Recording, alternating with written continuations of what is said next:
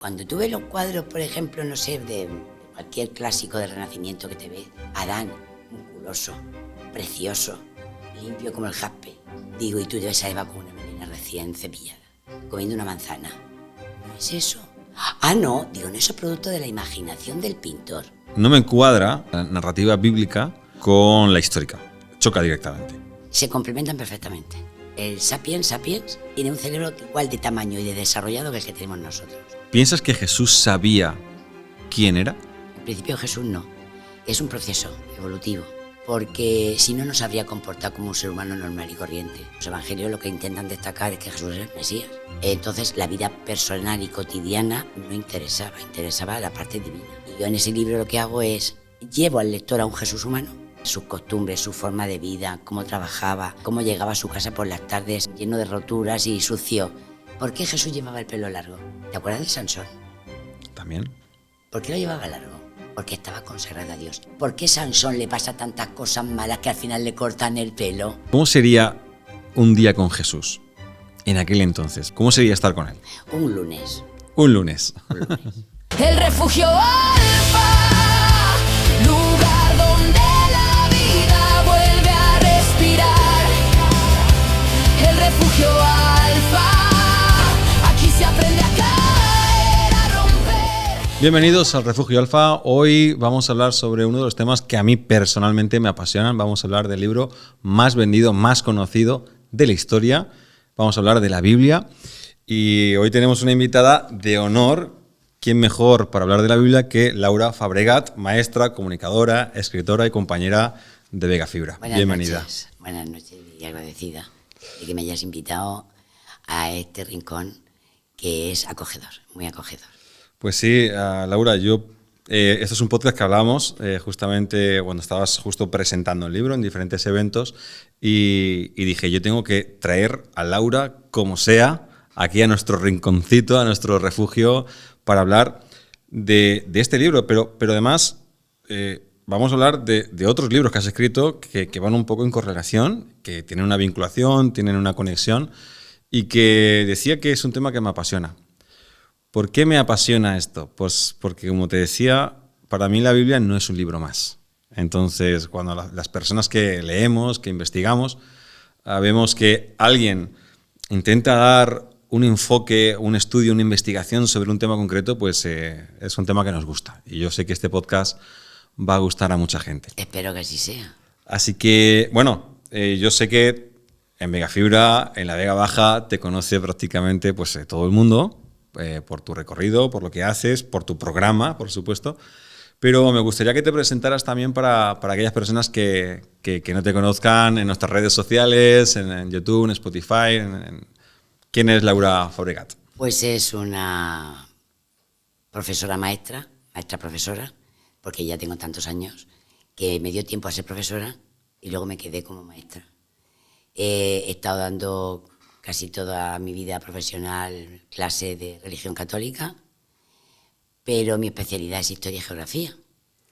Entonces, estando en mi trabajo y siendo coherente, sobre todo en los primeros años cuando das clase a los chavales de 14 años, pues te hacen preguntas y tú tienes que estar preparado. Y esas preguntas te llevan a que tú te preguntes también. Y con el tiempo, pues me di cuenta de que sí, que yo había leído la Biblia, que yo me sabía de memoria muchos pasajes, pero el por qué y el cómo no, porque algunos no los entendía. Y entonces me puse a investigar. Y ahí salió un primer libro, que es Inteligencia Emocional, porque yo daba clase con niños en un CAES, un colegio de adaptación, y ahí vi muchas cosas que no me gustaban, y emocionalmente hablando. Y esos niños tenían unas carencias, sobre todo la autoestima. Y entonces, pues, ese primer libro. Y luego ya me centré en la investigación y en lo que yo no sabía y no entendía. Y entonces, pues, ahí surgieron 3 libros de los que siento muy contenta porque, claro, lo he pasado muy bien investigando. Cada uno de ellos me ha costado 2 años. Oh, sí, sí. Pero tú sabes lo que he disfrutado yo, madre mía, como una enana. He disfrutado muchísimo. Decías que has estudiado, bueno, eras profesora de Historia y Geografía y realmente pues la actividad que desarrollaste fue como profesora de religión. Sí, porque, Claro. perdona, es que no, me falta decir que por ser coherente y tener una buena formación, me licencié en ciencias religiosas. Es que tengo que ser coherente. Claro, si sí, no- sí. Sí, pero hay algo aquí que me lleva a preguntarte, porque una persona que estudia geografía e historia y es maestra de geografía e historia, de repente dice, no, quiero ser profesora de religión. ¿Qué pasa ahí en medio?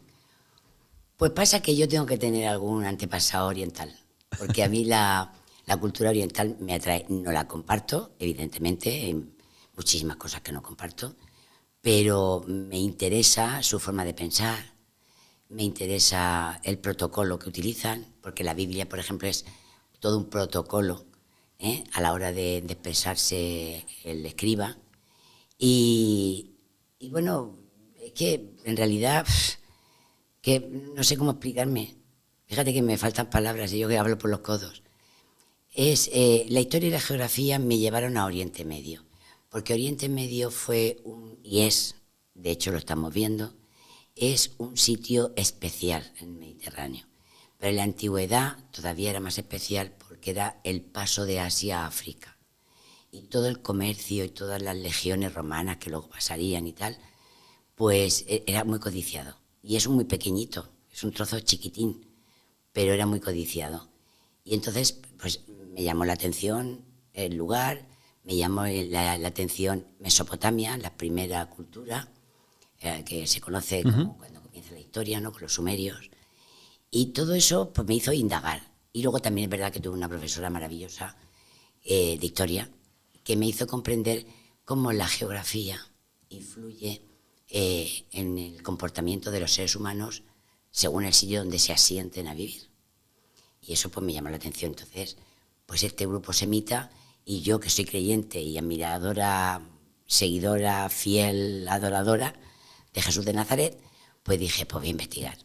Y me metí en ese lío. Y te metiste en el lío. Me metí en un lío. Sí, porque es un lío, ¿eh? Es un lío porque es un tema muy delicado. Tienes que investigar mucho. No puedes permitirte el lujo de poner algo así alegremente. Tienes que investigar, tienes que cerciorarte, mirar en sociología, en antropología, tienes que mirar en teología también, grandes teólogos. Entonces, de hecho, el primer libro de Nazaret puede salir algo bueno. Lo mandé al obispado más que nada por saber si yo me había salido de algo que no fuera cierto. Y me concedieron el Nilostat, es decir, bueno, de acuerdo. Y he puesto muchas cosas que evidentemente no pueden ser conocidas por mucha gente porque los evangelistas cuando escriben para griegos y para judíos. Entonces, para un mismo judío no le vas a contar tu propia cultura ni tus propias costumbres, ya las sabes.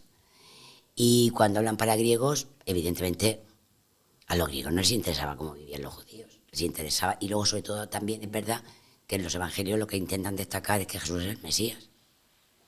Entonces la vida personal y cotidiana no interesaba la parte divina. Y yo en ese libro lo que hago es un Jesús, llevo al lector a un Jesús humano que lo hace más comprensible, más cercano a ti como ser humano, y al leerlo y comprender sus costumbres, su forma de vida, cómo trabajaba, cómo llegaba a su casa por las tardes cuando llegaba de Séforis, lleno de roturas y sucio, y cómo se lavaba en el patio de la casa, todo ese tipo de cosas que era lo normal que hacían los judíos, pues te voy llevando poco a poco hacia una personalidad que le llamaremos especial. Ahí los creyentes le llamamos divino, no tenemos otra palabra para describir a un ser superior a ti. Entonces, yo no conozco una palabra que defina a un ser humano que es superior a mí, salvo que yo diga que es divino, es decir, es extra. Se sale del panorama, ¿no? Y entonces pues te llevo en ese libro. Claro, ese libro tiene un problema y es que hay una cosa muy importante en la vida de Jesús, que es las parábolas, su enseñanza. Y ya no cabía. Bueno, ya hablamos de un libro que, ojo, estamos hablando de un libro que, Es un tocho, que no es un libro pequeño, ¿eh? No, es un tocho. Ahí cuento, a ver, ahí cuento todo lo que los apóstoles y los evangelistas, digo los apóstoles porque ellos también transmitían, Sí. Ujú. además de los evangelistas, transmitieron la palabra del maestro, no cuentan.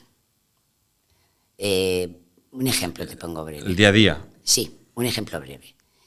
María y José siempre nos los ponen solitos, ella encima de una burra, camino de Belén. Imposible. Y no es que esté desmitificando, te estoy poniendo al revés, en el papel de la realidad cotidiana. Era imposible que viajaran solos, porque Galilea era tierra de bandoleros, porque había mucha miseria y había mucha gente que se quedaba en la calle, literalmente. Entonces mucha gente se echaba al monte para darle de comer a sus hijos, y entonces había muchos bandoleros. Entonces María y José no podían viajar solos porque corrían el riesgo. Entonces se viajaba en caravanas. Ujú. Y se viajaba en caravanas y había que pagar. Porque claro, la caravana se autoprotege mutuamente, ¿no? Sí. Entonces llegan a Belén en una caravana que la mula posiblemente fuera del mismo caravanero. Había una mujer joven, embarazada, a punto de parir, etc. Y cuando llegan a Belén, ellos sabían lo que había en Belén. Y en Belén eran 4 casas, cochambrosas. Pues ese tipo de cosas, y luego que se encuentran allí, cómo se quedan a vivir allí. No, porque luego se fueron a Nazaret. No, porque tenían que cumplir con el ritual judío, y el ritual judío es que María era impura, 40 días impura, y no podía tocar nada. Con lo cual tuvo que quedarse en casa de la familia de José, los parientes, hasta que pudieron presentar al niño en el templo, y ella dejó de ser impura. Hay una de las cosas que yo pienso que muchas personas tenemos ahí en la mente, ¿no? ¿Cómo sería un día con Jesús en aquel entonces? Porque me estás hablando del día a día, Sí. de lo más cotidiano. Imaginemos por un momento que nos trasladamos a ese momento en el que él está justamente viviendo, desde esa perspectiva en la que planteas en el libro. ¿Cómo sería estar con él? Un lunes. Un lunes. Que para nosotros lunes, para ellos era domingo, el primer día de la semana. Correcto. Vamos a poner el domingo. Pues el domingo lo más normal era que se levantaran con el amanecer, con la primera luz del día, se prepararan comida que sería un trozo de pan, entonces el pan como es Sí, sin levadura. en Judea, sin levadura, una torta, digamos, con queso, con algún producto, higos, dátiles, cosas así, y el zurrón, una bolsa cruzada, y en esa bolsa llevaban el material de trabajo, es decir, los instrumentos de trabajo. Él era tectón, en este caso él no era jornalero, no iba a la huerta. Uh-huh. Entonces él, como era tectón es un chico para todo, lo mismo te decía una ventana que un techo, una pared, que te levanta, lo que sea. Como en Nazaret era una aldea sumamente pequeña, apenas 200 familias y muy miserables, evidentemente no se podían mantener la familia con lo que llegara de la aldea. No podían mantenerse, apenas llegaban. Porque en la Palestina del siglo I había una minoría riquísima y una gran masa de población paupérrima. No había clase media. Posiblemente algún artesano que vivía en Jerusalén, posiblemente podía llamarse clase media, pero sería con mucha dificultad. Y entonces nada, Jesús se levantaría, primero iría con su padre, luego se iría solo a Seforís, a 6 kilómetros, andandico. Y entonces allí ejercería su profesión de albañil, carpintero, lo que hiciese falta. Un chico para todo. Es que claro, yo pienso que la gente siempre piensa en Jesús y claro, ¿qué imagen? Si ahora mismo hacemos un esfuerzo en imaginarnos a Jesús, lo primero que nos viene es la imagen de Jesús y la cruz, ¿no? Porque es como lo más simbólico de él, pero nos olvidamos de que Jesús no comienza su andadura o su ministerio hasta los 30 años. Desde que nace hasta los 30 años, en realidad, Jesús era una persona que pasaba absolutamente desapercibido. O sea, es un hecho. De hecho, hay un tema muy bonito, y es que cuando obra su primer milagro... ¿La boda de Caná? De Caná, exacto. Es la madre, María, la que le dice, Jesús, se han quedado sin vino. Y la respuesta de él es, ¿qué tienes conmigo, mujer? Aún no ha llegado mi momento. O sea, la respuesta es decir, aún no he hecho nada porque no ha llegado mi momento. Entonces, desde que él nace hasta los 30 años, su círculo íntimo sabían quién era, pero el resto... Sobre todo su madre, imagínate, su madre tendría que... A ver, además de que él, su forma de avisarle de que va a estar embarazada y su forma nosotros imaginamos un ángel alado Sí. y brillando, no sé, llegaría la palabra ángel es mensajero, llegaría un mensajero, Correcto. un chico, y le diría, oye, vengo a contarte esto, y ella, de tonta, no tenía nada de eso, de esa mujer cándida, que todo lo aceptaba con resignación. María, una mujer con temperamento, tal es así que María, en cuanto se va el mensajero, a los 2 o 3 días dice, voy a ver a mi prima Isabel a ver si esto es verdad o no. ¿Qué me está contando a mí este hombre que viene aquí a avisarme? Y se va ella en una caravana al otro extremo del país, pequeñito, 260 kilómetros, pero bueno, son 260 Sí, kilómetros. claro. Y se va a comprobar a ver si es verdad que su prima está embarazada. Y a ver si es verdad lo que o sea, a comprobar dentro de los límites que ella podía. Y o sea, es una mujer que ella luego se da cuenta poco a poco que su hijo, aparte de que su nacimiento es especial, con lo que crecer, y va viendo que es un ser especial, no porque él haga cosas raras, sino porque tiene una forma de afrontar la vida distinta. En Jesús, entonces, es un hombre alegre, feliz, donde en la cosa más pequeña encuentra la sonrisa. Jesús es un hombre que sonríe mucho, ríe mucho. Uh-huh. Y entonces su madre va viendo cosas porque él habla con su madre mucho, porque al fin y al cabo se quedan solos en casa al final. Y tú imagínate que él vuelve de Séforis de trabajar, y en Séforis es una ciudad que está creciendo, está empezando, con teatros, anfiteatros, con toda clase de casoplones romanos. Y la madre lo está esperando al caer la tarde, y está esperando a la vez que llega. Y yo me los imagino así, abriendo el patio, la madre esperándole, ella echándose en sus brazos. ¡Hijo! ¡Qué alegría! Él la coge, la abraza, la abuela, y dice, venga, lávate que vamos a cenar, que lo tengo preparado. Y mientras cena le está contando él todo lo que ha visto en Séforis, lo que ha conocido, lo que ha visto nuevo. Y luego ella va y observa cómo él se va solo a las colinas de Nazaret, que rodean Nazaret, donde él ahí, digamos que él investiga dentro de sí mismo. Él está notando una transformación.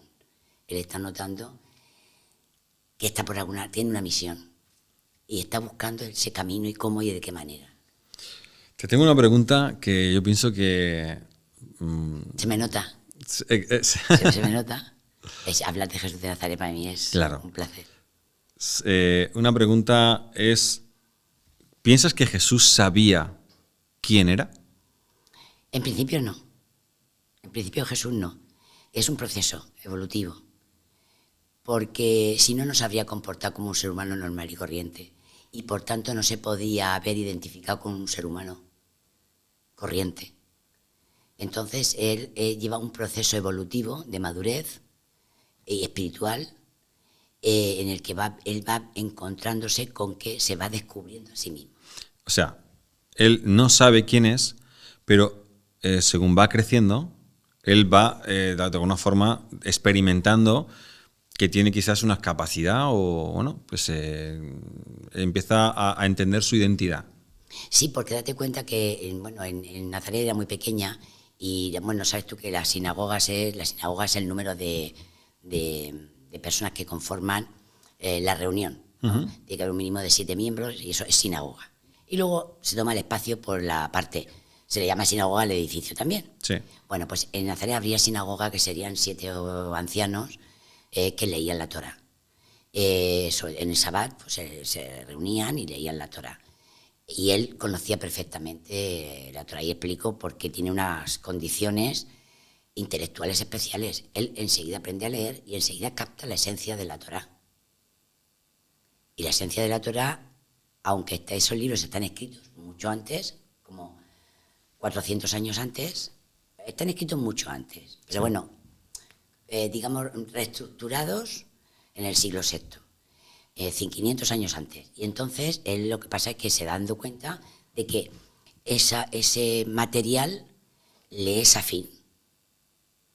se identifica con ese material que está leyendo, se identifica con Yahvé. Y él va notando que tiene unas intuiciones y unos conocimientos intuitivos que tampoco son normales, es decir, no le pasa a cualquiera de los que están a su alrededor. Es decir, él se va autorreconociendo poco a poco como en un proceso de la infancia a la madurez en las personas, en los seres humanos. Entonces, para mí, él se va autorreconociendo en aquello que va leyendo. De hecho, él se conoce perfectamente las Escrituras y cita con mucha facilidad a cualquier profeta, a cualquier momento de la creación. Y hay una de las cosas que a mí me llama la atención, que es el motivo del tercer libro, es el hecho de que dice, antes de que Abraham fuera, era yo. Y eso impacta, porque nos estamos remontando a la edad del bronce. Antes de que Abraham fuera, Bueno, era yo. entiendo que cuando él dice antes, se está refiriendo justamente al alfa, la omega, al principio, el fin. Él es antes que todas las cosas. Porque no es que sea anterior, sino se está posicionando como el principio. Es que ten en cuenta que el lenguaje oriental es un poco rebuscado.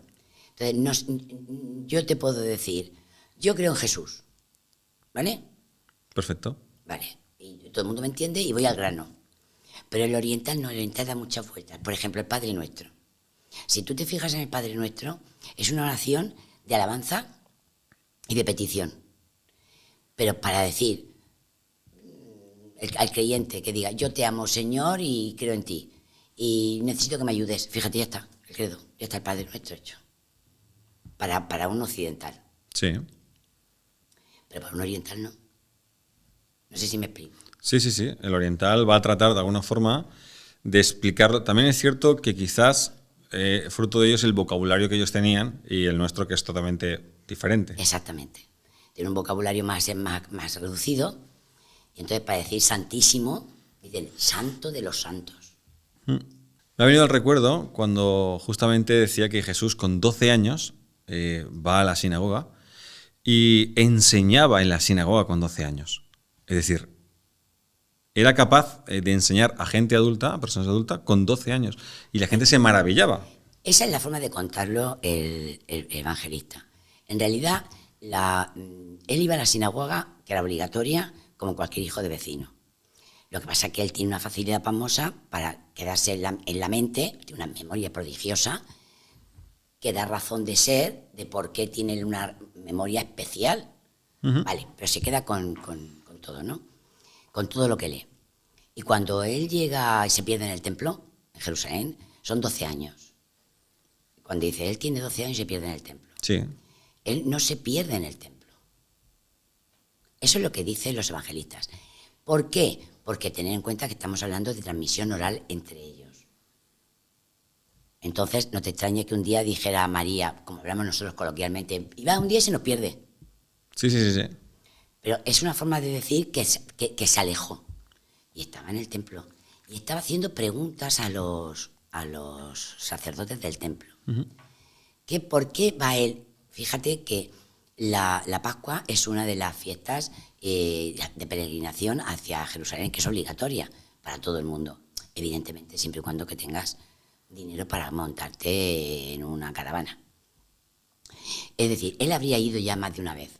Pero vamos a suponer por un caso de que en 12 años no había ido nunca. Vamos a ponerlo. ¿Por qué va? Porque a los 13 años es el Bat Mitzvah.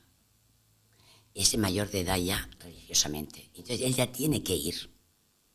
Ya es un compromiso personal. Con lo cual es factible, y eso lo pongo en el libro, de que sus padres lo llevaran al templo para que conociera Jerusalén, la capital, la ciudad santa, que conociera el templo, para que cuando él ya fuera mayor supiese desenvolverse en la capital, suponiendo que fuera la primera vez, que yo creo que no, pero bueno, ya es lo que le interesa es en la casa de Yahvé, y le interesa lo que dicen, lo que enseñan los sumos sacerdotes, bueno, el sumo sacerdote y sus sacerdotes acólitos. Entonces, él está haciendo preguntas, pero más que por conocimiento, inquisitivas. A ver qué me responde. a mis preguntas. Entonces, hay una cosa que también destaca en los evangelios, es la importancia de la obediencia a los padres. Su madre le riñe, su padre no dice nada, le riñe María, no vuelvas a desaparecer. ¿Por qué? Porque aunque es un patriarcado, dentro del hogar la madre es la que manda. Y entonces es María la que le riñe. Y bueno, y ahí acaba la historia. Pero esa pérdida del templo es muy importante porque él va a hacer su bat mitzvah. Es que él es un judío. No podemos olvidarlo. Es un judío que ama a Yahvé, el que es, que no sabemos quién es. Nosotros le llamamos divinidad, ellos llaman Yahvé, el que es.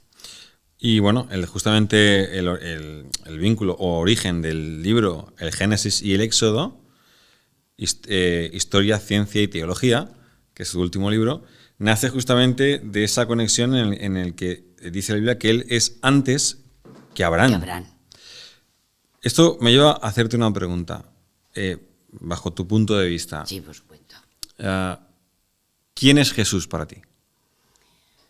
Para mí Jesús, a ver, es difícil porque definir no se puede definir. La mente humana no tiene capacidad para definir a un ser superior. Yo siempre digo que es un poliedro de caras infinitas y que cada ser humano capta una o un poco de esas caras, de esas infinitas caras. Para mí, él utiliza un lenguaje cotidiano para la gente de su época y ser entendido. Como cuando yo no puedo utilizar el mismo lenguaje cuando hablo contigo que como hablo con un niño de 4 años. Yo si estoy dándole clase a un niño de 4 años, mi registro de vocabulario es completamente distinto a si hablo con uno de primero de la ESO. Entonces, él lo que intenta es, con sus palabras y con sus hechos, es hablar y mostrar quién es la divinidad, el que es. Y no se le ocurre otro símil que el de Padre Bueno. Entonces él identifica a Yahvé con un Padre Bueno, en el que él es su hijo, pero también te das cuenta que dice, él y yo somos uno.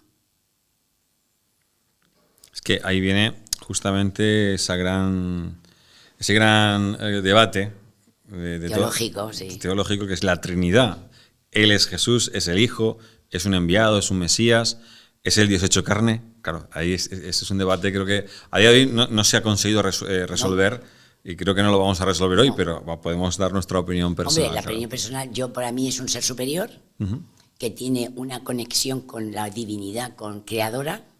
Yo le llamo el ser, por excelencia.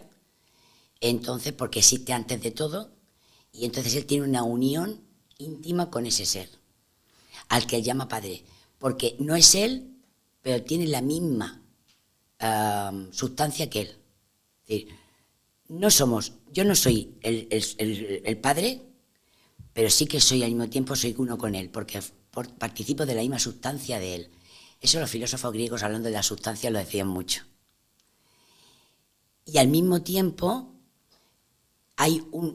¿qué me une a él? Me une a él que es lo que llamamos el espíritu, de una energía de amor, que esa energía de amor la describen muchas personas que han traspasado experiencias cercanas a la muerte. Correcto. Entonces, experimentan un amor tan pleno, tan grande, que no saben, dicen que no tienen palabras para expresarlas, ¿verdad? Pues Jesús, como sabe que nosotros eso no lo podemos entender, utiliza simbolismos y utiliza lenguaje humano para intentar que comprendamos lo que es un padre. Ten en cuenta que la figura paterna, y más en las culturas patriarcales, era lo máximo. O sea, ahí todo el mundo estaba y se movía en función del pater, familias. Entonces, él intenta utilizar el lenguaje humano, porque cuando intenta utilizar un lenguaje más específico, no es entendido. De hecho, Pedro se lo dice, explícamelo porque no te terminamos de entender.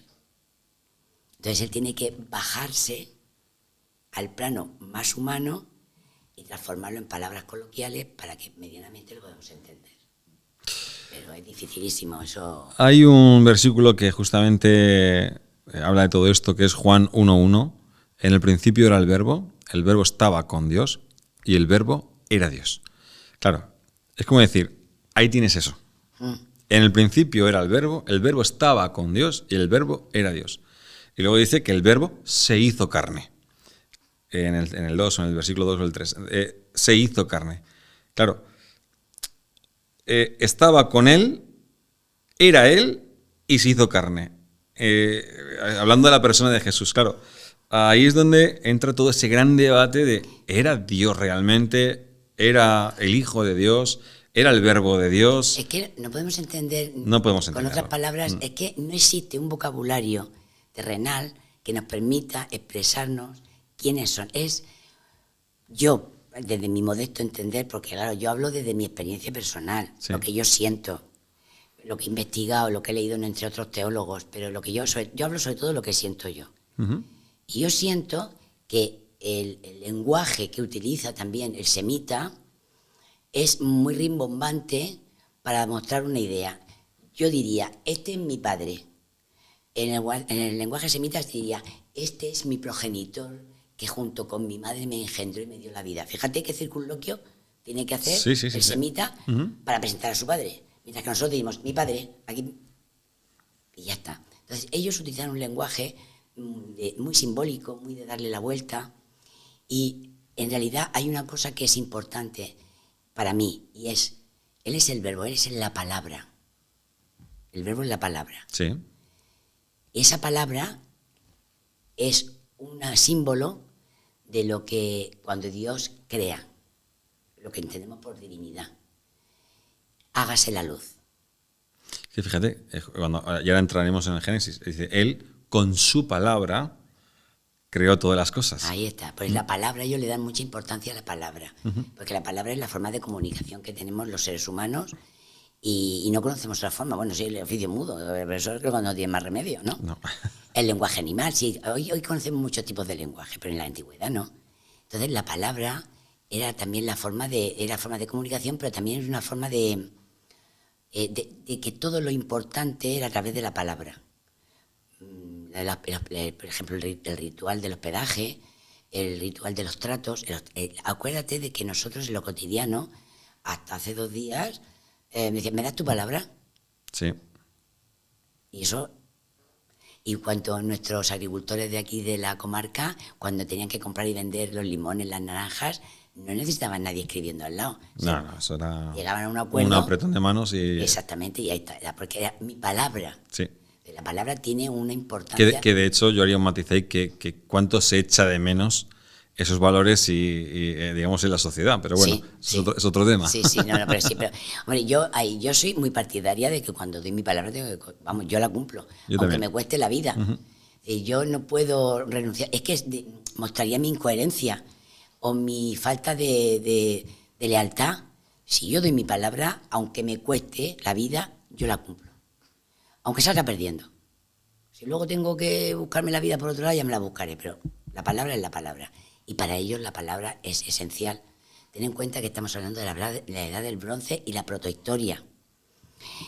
Estamos hablando del Génesis cuando todavía estábamos, que aún prácticamente el sapiens. Bueno, ahora iremos al Sapiens. Has hecho una investigación, te has centrado en la persona de Jesús, que me parece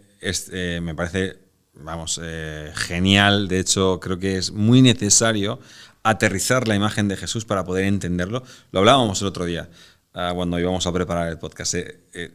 Es necesario aterrizar tanto el Evangelio como a Jesús para poder entenderlo y conectar con él.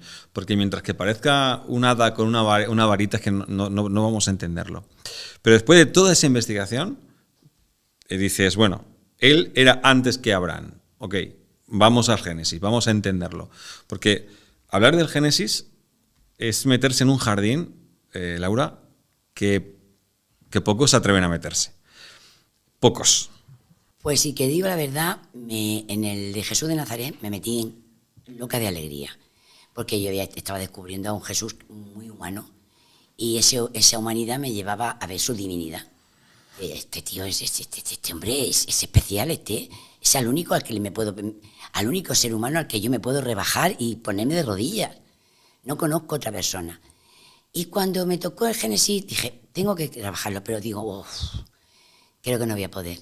Sin embargo, ha sido muy satisfactorio porque me ha permitido al posible lector que se dé cuenta de que la Biblia, y sobre todo la parte del Génesis, la creación, la protohistoria y el principio del Paleolítico y el Neolítico, que es básicamente hasta la Edad del Bronce, eso es el Génesis en primera instancia.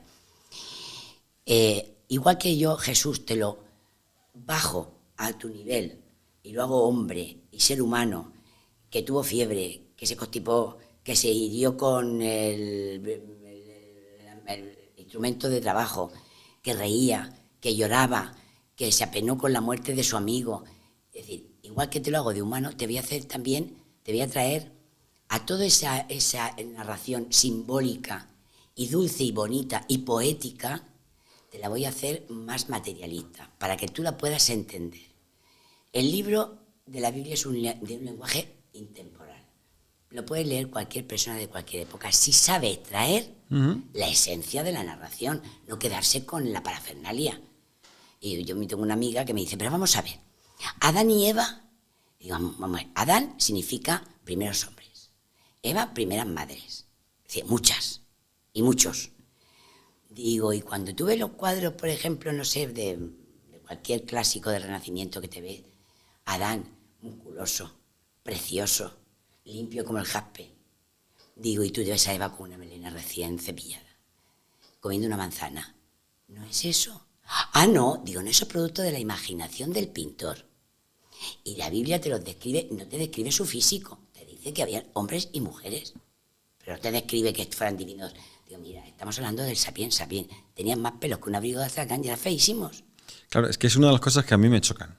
Porque yo, o sea, para mí, vamos a ver, no me cuadra, digamos, la narrativa bíblica con la histórica. Choca directamente. Más, Sin embargo, yo la veo casada muy bien. Sí, pues sí. Para mí es algo que siempre he dicho, no me cuadra, porque hablamos de, por ejemplo, Adán y hablamos de Eva. Ok, están en un huerto, ya podemos intentar entenderlo, aterrizarlo, humanizarlo, perfecto. Pero no dejan de ser personas que están desarrollando una labor dentro del huerto, salen del huerto después del incidente con la manzana y te encuentras a Caín y Abel haciendo... Caín hace un sacrificio, Abel... pastor, perdón, al revés. Abel hace el sacrificio y Caín trae pues de la agricultura y Caín hace el sacrificio con las piezas defectuosas de lo que ha recogido. Vale, pero ya están haciendo un ritual a Yahvé. Por lo cual choca mucho con esa imagen de ser de las cavernas o persona de las cavernas o bueno, ser humano... Relativo. ¿Sí? Rubén, relativo, porque ahora mismo el sapiens sapiens, su capacidad cerebral es la misma que tenemos nosotros ahora. Sí. Que nosotros nos diferenciamos. Es decir, seguimos apoyando digamos, el relato histórico con el bíblico. Se complementan perfectamente. Perfectamente. Porque ten en cuenta que nosotros somos el sapiens sapiens, tiene un cerebro que igual de tamaño y de desarrollado que el que tenemos nosotros. Lo que hemos cambiado ha sido físicamente, nos hemos hecho más sofisticados en la vestimenta y en la apariencia, pero mentalmente tenemos las mismas capacidades que ellos. El quid de la cuestión es cuando el narrador de la creación dice, y creó al hombre y a la mujer. Al hombre lo hizo de barro, tiene una influencia sumeria, porque en Mesopotamia no había piedra. Entonces, lo único que conocían era la arcilla. Entonces, de una forma poética, de una forma bonita, te están contando cómo Dios crea al hombre. Pero no te lo tienes que tomar literalmente.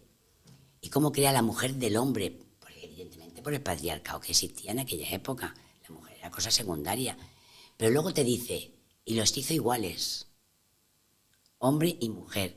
Es decir, que el mensaje de la Biblia te dice que la igualdad entre el hombre y la mujer es luego digamos, la conveniencia humana que interpreta la Biblia como quiere y según le convenga. Y ese sapiens sapiens es cuando la historia nos viene a decir que ese ser humano ya lo es porque se autoconoce, tiene conciencia de sí mismo. Y es para nosotros cuando decimos que tiene alma, porque ya él se asombra de su entorno, se asombra de lo que ve, se reconoce al otro, y entonces él tiene conciencia de sí mismo, que el Australopithecus no sabemos si lo tendría aún o no. Entonces, por eso dice que la historia, el paleolítico y el neolítico, sobre todo el paleolítico, empieza con el final. Hay una mezcla, ¿eh? Entonces, hay mezclas entre hombre de Neandertal y hombre de Cromañón. Que cuando cuentan la historia, dice, y aparece el Neandertal y luego aparece el Cromañón. No es que desaparezca uno de golpe y aparezca el otro de golpe. Es que se van juntando porque el hombre es nómada, el ser humano es nómada, y se van encontrando, y por raptos, conveniencias de tribu, pues se van uniendo, y entonces se diluye y permanece la civilización más espabilada, digamos. El Génesis es escrito por Moisés en el desierto, supuestamente, ¿no? Pero sin embargo hablamos de una influencia sumeria Ahí. en el Génesis. ¿Qué conexión hay? Porque en realidad en la época de Moisés los sumerios ya no estaban. Claro que no. Ni en la época de Abraham tampoco. Tampoco, claro. Entonces, lo que pasa es que el sumerio es la primera civilización que a partir de ahí decimos que comienza la historia, porque descubre la escritura, pero también ese sumerio tiene es una evolución, estamos en la edad del bronce casi, ya entrando en la edad del bronce. Ese hombre se cuestiona lo que ve en su entorno. Ten en cuenta que imagínate un cielo, pues cuando cae la tarde empieza a ennegrecer la noche, ¿no? Y ese hombre se maravilla, porque no hay contaminación lumínica, se maravilla de que parece que las estrellas van a caer encima de ellos. Ellos ya tenían conocimiento de cinco planetas, conocían el sistema sexagesimal, conocían la escritura, era una ciudad muy avanzada. ¿Quién conoce esa civilización? Lo mismo que ha pasado con el Neandertal y el Cromañón, pasa con acadios y babilonios. Es decir, cuando el imperio sumerio decae, es absorbido por los acadios, se mezclan. Y el acadio siempre, digamos, el vencedor coge lo positivo de la civilización anterior. Uh-huh. Y lo mismo le ocurre a los babilonios. Y entonces Abraham bebe de toda esa sabiduría. Y entonces y de toda también la mitología, del poema de Gilgamesh, acuérdate, uh-huh, que es el diluvio universal. Entonces, lo que hace ese Abraham, que no es el pastorcico que va con su ganadico ahí hecho, no, era un señor potente, sí, y era un señor con una cultura, entre comillas, de la época, que hacía tratos en la puerta de la ciudad y contaba con los nudillos, porque se contaban con los nudillos. Y entonces ese hombre lleva una carga que yo siempre digo, a ver, Copérnico, ¿qué hizo? Echarse a todo el mundo de la época encima porque elaboró la teoría heliocéntrica. Y sí, porque se lo comen vivo. Hay a veces saltos en la historia porque hay personajes que se cuestionan el entorno, se cuestionan lo que se sabe hasta ese momento y por capacidad intelectual descubren. Porque se hacen preguntas. Abraham fue un hombre que en su época se hizo preguntas. No casaba bien lo que él veía y entendía con lo que le contaban. Son los dioses que para estar contentos tenías que ofrecerle niños porque existía el sacrificio humano, y que cuando se disgustaba te mandaba, pues, no sé, epidemias o te mandaba sequías. Él empieza a cuestionar, dice, esto no puede ser. Sin embargo, justamente Abraham como padre de la fe es justamente conocido por, digamos, aparte por ser el padre, ¿no?, de las tribus, sí, y tal, sí. Por el hecho en sí de llevar a su hijo para sacrificarlo, a Isaac, ¿no? A Isaac, sí, sí. Para sacrificar a Isaac. Y y es Dios el que llega y le dice, detente, ¿no? Que va. Pero es una forma bonita. Al final no es un hecho real, No. sino que es una especie de fábula, ¿no? No es una fábula, es que yo te lo estoy... A ver, que muchas veces... pongo el ejemplo. Cuando, Está tratando de decir... no quiero sacrificios humanos. Exacto. Está diciendo eso. Entonces, aparte, está diciendo de una forma bonita. Yo cuando tengo una nieta de 9 años y me dice, no, yo no quiero que vayas cuando estamos en una cafetería, cuando tengas que ir al aseo no vayas sola. Con mamá, con papá, con la abuela. Porque puedes encontrarte que te den un susto. Yo no le explico con claridad lo que puede ocurrir ahí. Puede ocurrir cosas muy graves. Yo no se lo puedo contar a mi nieta con esas palabras tan crudas. Le tengo que adornar la situación y decir, porque te puede pasar una cosa, te pueden engañar, te pueden a lo mejor reírse de ti. Me invento lo que sea con tal de que ella tenga un poco de prevención para no ir sola a un aseo. ¿Vale? Porque si se lo dijera, es con el cuento de Caperucita. A Caperucita se dice, no debes de hablar con extraños, porque te puede comer. No se le dice, no te puedes hablar con extraños, ni te vayas sola por un camino porque te pueden... Sí, cualquier cosa. ¿No? Cualquier cosa grave. Entonces ellos también hacen lo mismo. Te lo estoy contando para que te quedes con la esencia. A ver, en aquella época, y más en Canaán, que ya Abraham estaba en Canaán, pero ya en Mesopotamia se daba, se ofrecían sacrificios humanos. Entonces, Abraham actúa como tiene costumbre de ver en su pueblo y en todos los pueblos que ha recorrido hasta llegar a Canaán. Y dice, bueno, pues si tengo que sacrificar a mi hijo, como esto es lo normal, aunque me duela en el alma, tengo que hacerlo. Es que somos muy primitivos. Es que cuando hablamos de Abraham nos damos cuenta que estamos en la edad del bronce, recién salido del neolítico, de la edad de piedra. Y entonces, ¿cómo Dios ilumina a Abraham para que él entienda que si de verdad ese Dios es el Dios que él busca y desea, y ese es bueno, ese padre bueno, no querrá que su hijo nadie muera? Por tanto, él entiende que sacrificios humanos, ese Yahvé, ese Dios que él conoce, que ha descubierto, ese Dios que es el primero entre todos, porque todavía Abraham vive todavía mezclado con su gente, con las culturas del entorno. Y entonces, digamos que su Dios es el Dios principal.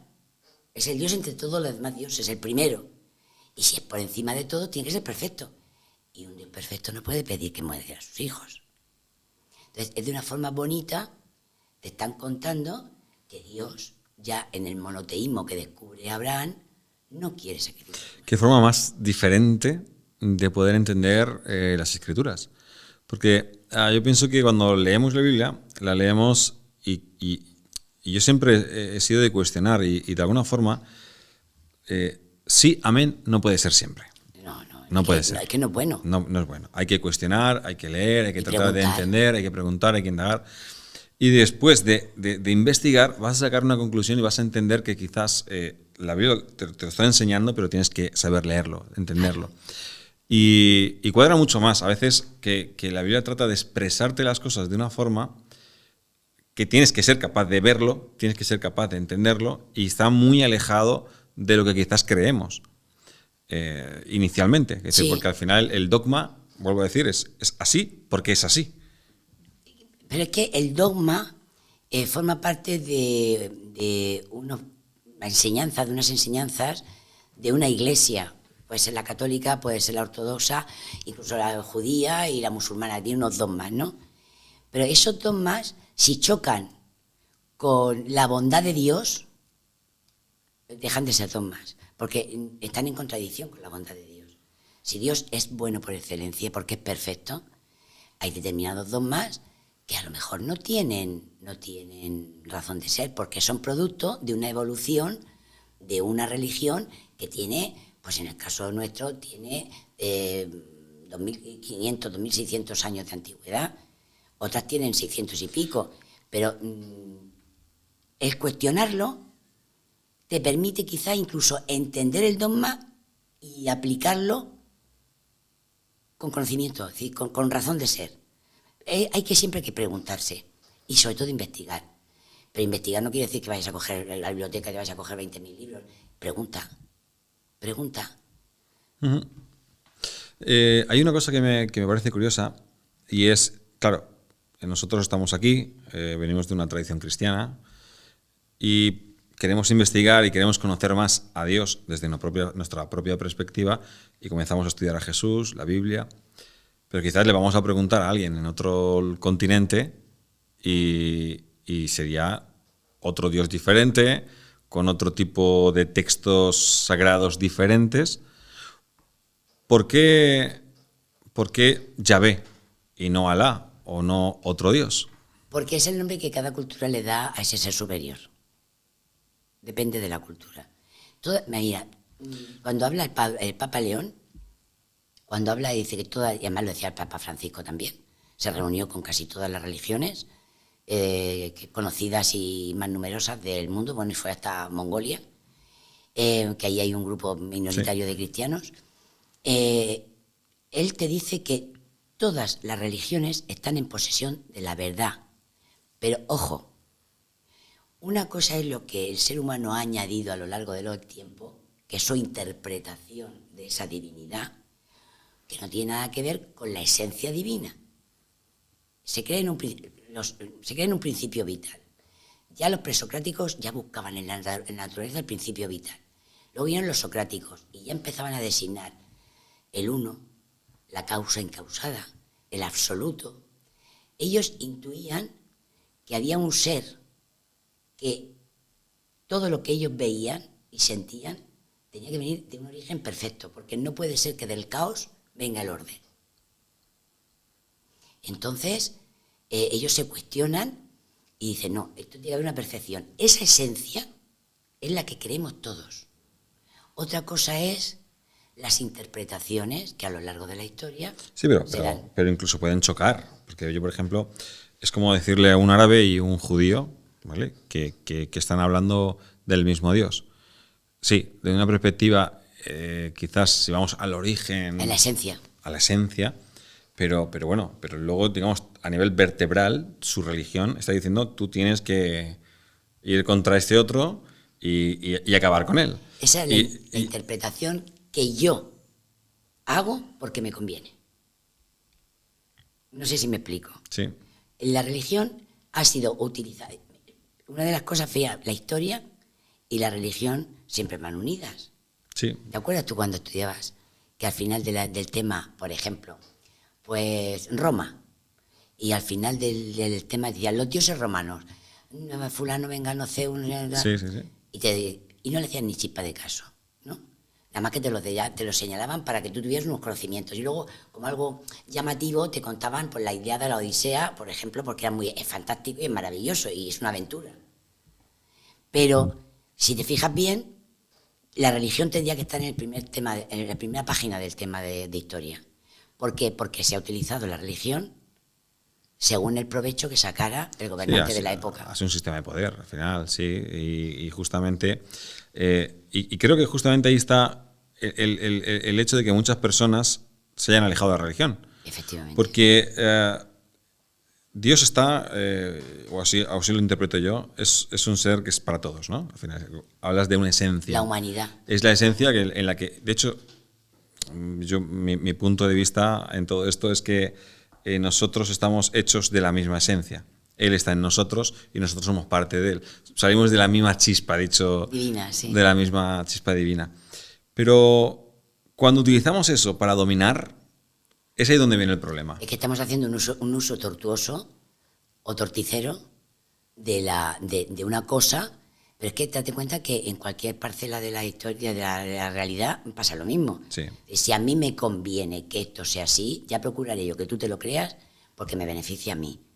Entonces, por eso cuando se lee la Biblia, se tiene que primero saber leerla y luego partir de la base de que no tienes que dejarte influir por lo que el ser humano ha añadido a la esencia de Dios. Te tienes que quedar con lo que te transmite la bondad y la perfección. Y si tú crees en esa perfección, evidentemente sabrás discernir cuando una religión se está yendo por las ramas o cuando no. Uh-huh. Entonces, por ejemplo, pues nosotros que los cristianos católicos, que somos nosotros, muchas veces utilizamos la religión, de hecho la hemos utilizado. Yo me acuerdo que la primera cruzada contra los cátaros. Habían intereses. Entre otras cosas porque cuando llegabas había determinadas posiciones sociales que el hijo tercero se metía de abad directamente en un convento, no pasaba ni por monje. Y si estaba en contacto con la iglesia romana entraba directamente obispo. Pero porque había que colocar al hijo, ¿no? Había que colocarlo y lo colocaban. Dime tú con qué preparación llegaba esa persona a veces a papa. Tiene los Borgia. Acuérdate de los Borgia. ¿Qué ejemplo? O Julio II, que dejaba a Miguel Ángel tallando o pintando la Capilla Sixtina y él se iba con una espada montada a caballo a la guerra. Date cuenta que es sin sentido, ¿no? Es un sinsentido. Entonces, es el uso que nosotros hacemos de lo que a nosotros nos conviene. Y a veces sin preparación, como pasaba con estas personas, que lógicamente no tenían ninguna preparación. Y esa es la diferencia que marca entre lo que entonces era la jerarquía eclesiástica con las órdenes religiosas, como por ejemplo los franciscanos. Fíjate qué diferencia entre Francisco de Asís y Julio II. Uno interpreta la Biblia bien y el otro la utiliza. Sí, bueno, hablamos de la Biblia, pero bueno, esto se ha repetido desde, bueno, hablamos de Egipto, por ejemplo, los faraones, los sacerdotes. Al final el sacerdote era el poseedor de la conexión con Dios. Oye, y el que quiera conectar con Dios pasa por mí. Tiene que pasar por mí. O sea, de alguna forma aglutino la capacidad de conectar con Dios y todos tenéis que someteros a mí porque soy yo la voz de Dios. Entonces, al final, esa estructura la hemos ido implantando alrededor de la historia, durante la historia, en las religiones, y es el que, digamos, está en el púlpito, sí. es el ser que tiene como más una conexión directa con Dios y nosotros pasamos a través de él para poder conectar con Dios. Oye, y lo que yo encuentro en la Biblia es todo lo contrario. Es que ten en cuenta que estás hablando de unos tiempos en los que había muy poca formación religiosa también. Y se contaba la historia. A ver, hubo mucho monje y mucha monja que se metía al convento por hambre. Sí. Entonces dime qué preparación había. Pues te explicaban la Biblia o como les daba a entender. Pero que eso forma parte, yo pienso que forma parte como cuando estás viendo crecer a un muchacho o una muchacha. Esa adolescencia revoltosa, esa adolescencia insolente que nos volvemos y como luego pasa esa etapa y volvemos a un momento de calma porque ya hemos madurado. Yo para mí el ser humano está pasando por un proceso de crecimiento y en ese proceso se cometen barbaridades mientras que no salen gentes con una capacidad intelectual muy amplia que te dice, no, esto es así de esta manera. Pero mientras cometemos errores. En ese camino cometemos errores. Y esos a veces, por desgracia, a veces son muy graves y otras veces son más ligeros. Pero en realidad en todas las religiones, yo creo que hasta en la aldea de la amazónica más cerrada, el brujo también hace uso de su conexión con el más allá. Teníamos antes al hombre fuerte de la aldea, que tenía más fuerza, el que manejaba mejor la espada, y por lo cual era una forma de poder también. Exactamente. Y cuando esto ya pues, empiezan a haber ejércitos y tal, y había otra forma de poder que era el religioso, el poder... Al final, de alguna forma, somos nosotros los que capacitamos de poder al otro porque confiamos en que él tiene una capacidad superior a la nuestra para conectar con Dios. Y al final te vas a la Biblia y la Biblia lo que te dice justamente es que no. Que todos podemos ir de forma directa. Aún recuerdo cuando Jesucristo muere en la cruz del Calvario y dice el texto que en el lugar santísimo se rasgaron las cortinas, ¿no? Templo, sí. Del templo. Es como una especie de explicación de que ya no era el sumo sacerdote solamente el que podía entrar al lugar santísimo, sino que ya todo el mundo podía entrar. Exactamente. Pues, Laura, estamos llegando al final. Qué lástima, porque es una conversación muy interesante. Sí, a mí me encanta. De esto podríamos hacer muchos programas, muchos podcasts. Yo disponible. Me encanta. Hay una anécdota muy sencilla, y te la cuento rápida, sobre, por ejemplo, Jesús. Aquí en este libro, en el Génesis y el Éxodo, hay una serie también de pensamientos y te acerco a la ciencia. O sea, Dios y ciencia van juntos y a través de los científicos, también a través de los psicoanalistas, de las experiencias humanas que se tienen. y a través de una serie de científicos y cosmólogos. Pero hay una anécdota, fíjate, que es una sencillez tan simple. ¿Por qué Jesús llevaba el pelo largo? ¿Es que Jesús llevaba el pelo largo? Sí, lo llevaba largo.